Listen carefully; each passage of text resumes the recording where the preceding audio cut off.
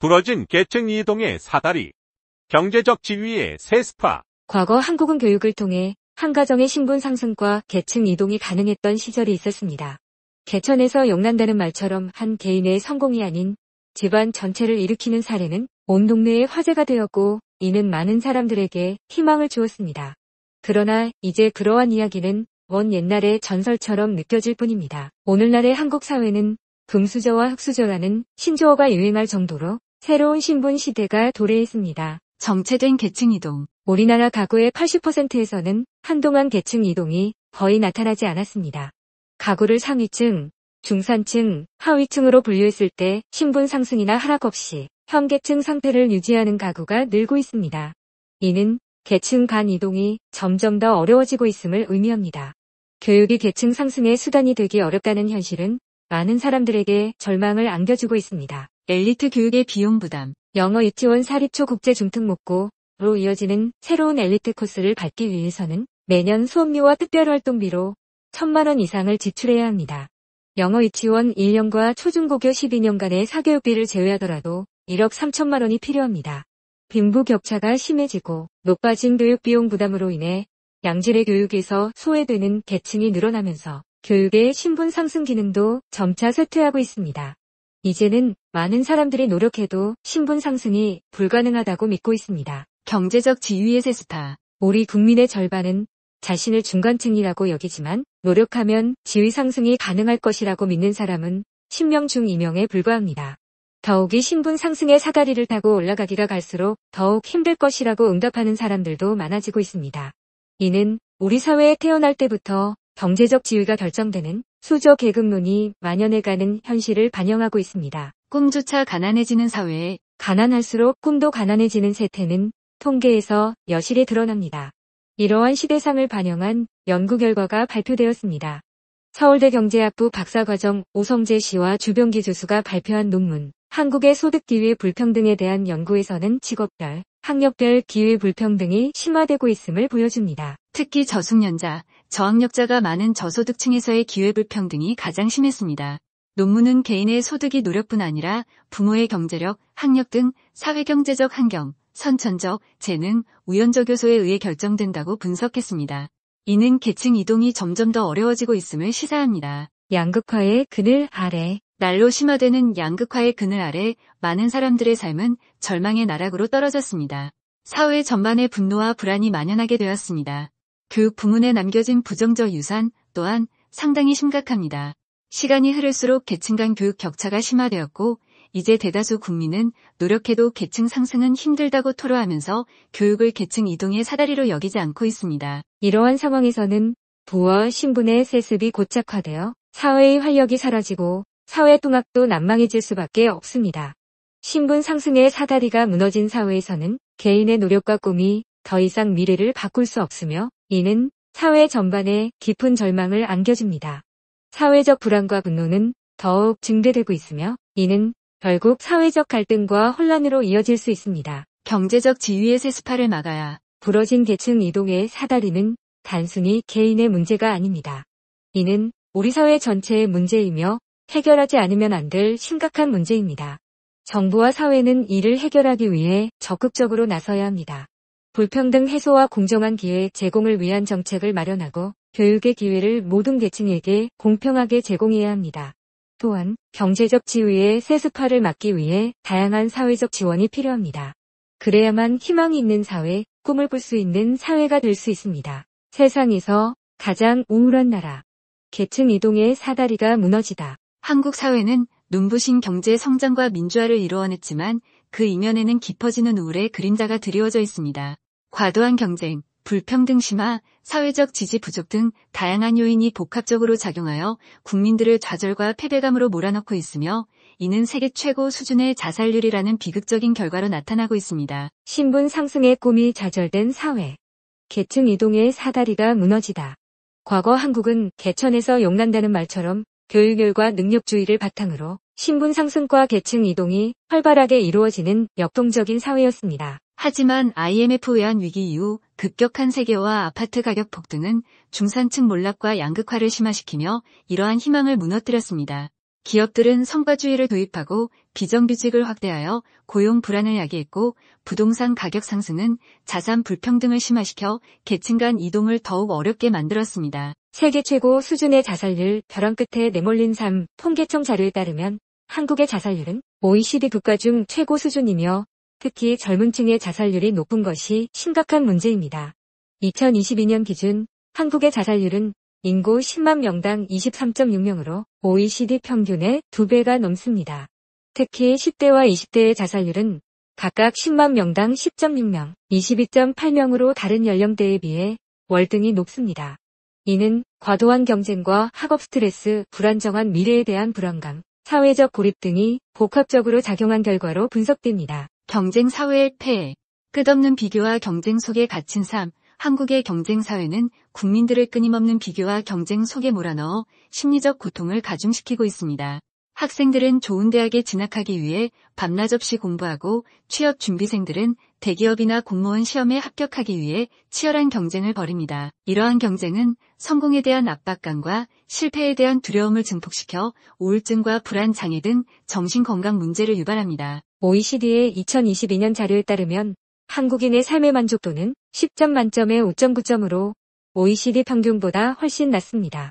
특히 젊은 층의 삶의 만족도는 더욱 낮아 20대의 경우 5.5점에 불과합니다.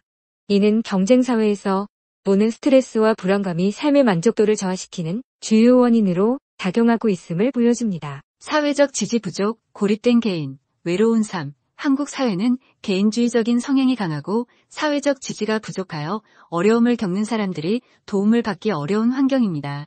가족이나 친구에게 자신의 어려움을 털어놓는 것을 꺼리는 분위기가 만연하며 정신건강 문제에 대한 사회적 편견도 심각합니다. 이러한 사회적 지지 부족은 우울증과 같은 정신질환을 악화시키고 자살 위험을 높이는 요인으로 작용합니다. 결론적으로 한국은 과거의 영광을 뒤로하고 세계에서 가장 우울한 나라 중 하나로 전락했습니다. 좌절과 패배감이 지배하는 사회에서 벗어나기 위해서는 사회 구조적인 변화와 함께 개인의 노력이 필요합니다. 우리 모두가 함께 힘을 모아 더 나은 미래를 만들어 나가야 할 때입니다. 한국은 코리안 드림의 역사에 빛나는 꿈의 사회다. 물론 그것은 과거의 이야기다. 최근 50년만을 놓고 본다면 전 세계에서도 아마 한국만큼 신분 상승과 계층 이동이 활발했던 나라는 찾기 힘들 것이다. 그것을 가능하게 했던 것은 남들처럼 잘 먹고 잘 살겠다는 강력한 평등의지와 파출부를 하거나 식당 일을 해서라도 내 아이에게 양질의 교육을 시키겠다는 엄마의 집착의 합작으로 만들어낸 한국인의 특유한 교육열이다. 물론 더 큰 이유는 정부의 세계화 정책과 맞물려 성과급으로 대표되는 능력주의의 본격 시행이 가장 큰 원인으로 지목되고 있다. 사실 IMF, 그로 인한 무리한 글로벌화와 최근 부동산 가격의 대폭발이라는 변수가 없었다면 신분 상승과 계층 이동이라는 관점에서 한국은 여전히 전 세계에서 가장 역동적인 나라의 상위 자리를 지킬 수 있었을지도 모른다. 중산층의 몰락과 양극화를 몰고 온 IMF와 그에 뒤이은 부동산 값의 폭등은 이 모든 것을 바꾸어 놓았다. IMF 이후 기업들이 살아남기 위해 택한 성과주의와 사실상의 고용 자유주의는 중산층을 대거 하류층으로 밀어넣었다.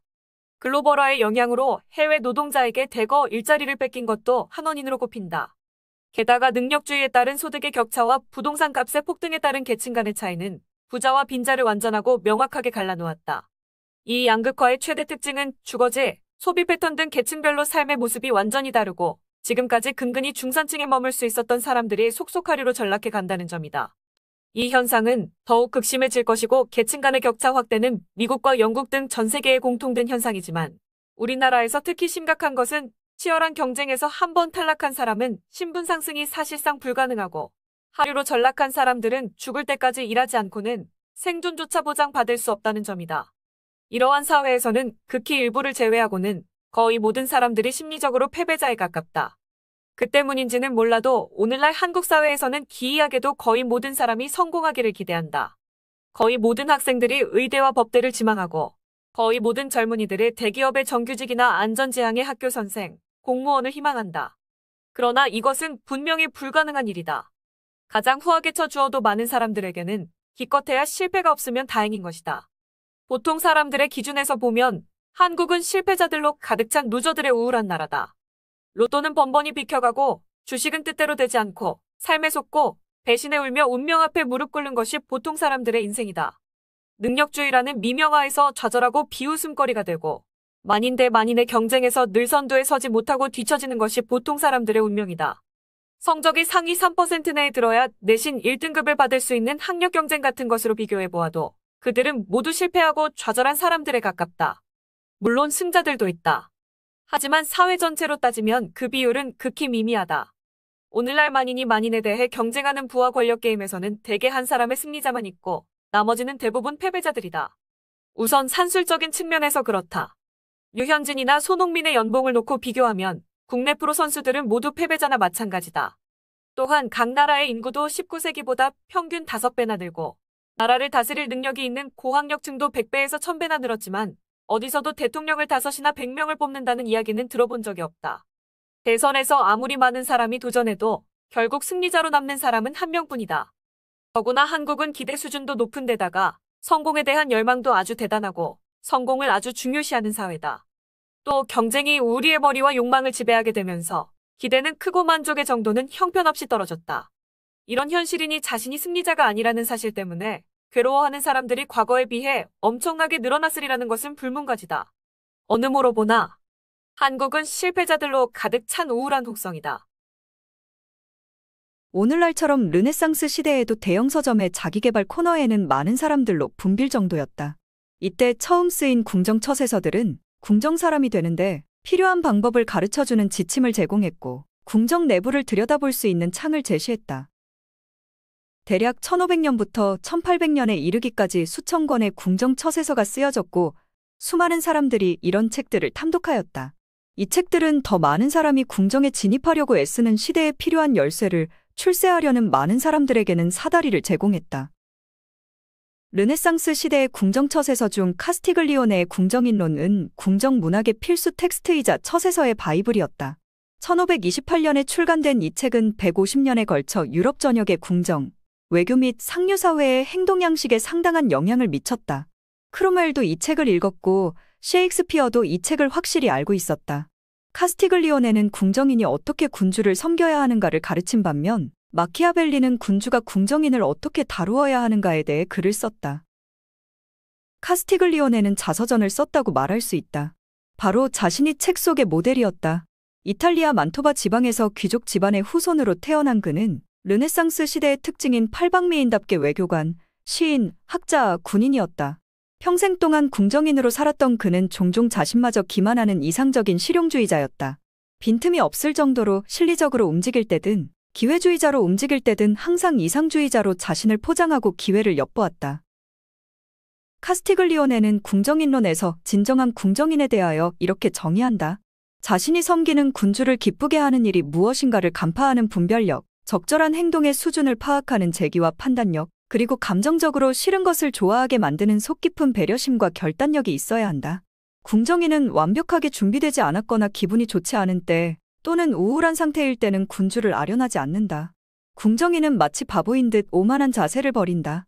궁정인은 추한 소문의 희생자가 절대 되지 않을 것이고 스스로 기쁘게 하려고 애를 쓰기보다는 기분 나쁘게 들릴 수 있는 일은 가급적 말하지 않는다. 그는 게으르지 않을 것이고 수다쟁이가 되지 않을 것이며 어리석은 아첨꾼이나 허풍선이가 되지 않을 것이다. 동시에 그는 많은 사람들 앞에서 군주에 대한 예를 철저히 지키고 겸손하게 행동하며 되도록 말을 삼갈 것이다. 아부하면서조차 아부를 비난하는 궁정인의 자세를 이보다 더 뛰어나게 설명할 수 있을까?